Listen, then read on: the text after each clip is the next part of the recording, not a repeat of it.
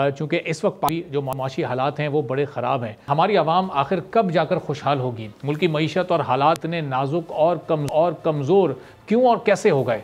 इसका जवाब आज तक इसलिए नहीं मिल सका था क्योंकि कौम को मालूम ही नहीं था कि हमारे मुल्क को आखिर बीमारी क्या लाहक है। वो कौन सा जरासीम है जो इस मुमलिकत खुदादात को अंदर ही अंदर खाता चला जा रहा है।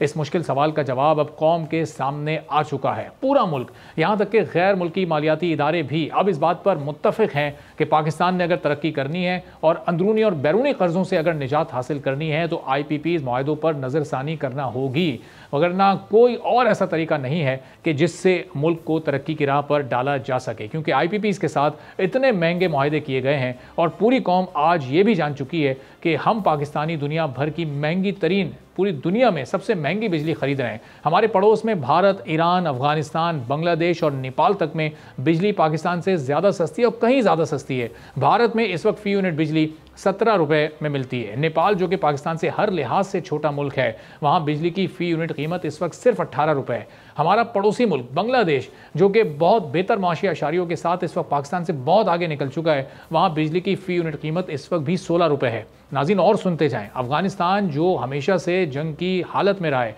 वहाँ पर इस वक्त बिजली की फ़ी यूनिट कीमत सिर्फ 18 रुपये है। और ईरान जहाँ इस खित्ते में सबसे सस्ती बिजली है, फ़ी यूनिट और बिजली की कीमत वहाँ पर सिर्फ और सिर्फ 10 रुपये है।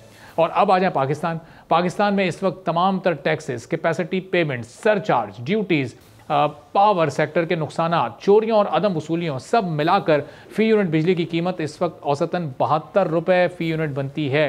एक यूनिट इस वक्त पाकिस्तानियों को 72 रुपये में पड़ रहा है। इस वक्त IPPs ने मुल्क में लूट मार का एक ऐसा बाजार गर्म कर रखा है जिसकी वजह से सनत और ज़राअत दोनों ही तबाह हो चुकी हैं।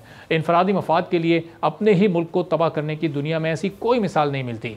मुल्क में ख्वाह कोई भी जमात इख्तिदार में आए, सब जमातें ही IPPs के मुआहदों का तहफ़्फ़ुज़ करती दिखाई दी हैं। यहाँ एक अवामी सवाल ये भी पैदा होता है कि जब तमाम जमातों में शामिल बड़े बड़े सरमायादार बिजली मुआहदों की आड़ में अरबों डॉलर्स कमा रहे हैं तो कोई नज़रसानी क्यों चाहेगा?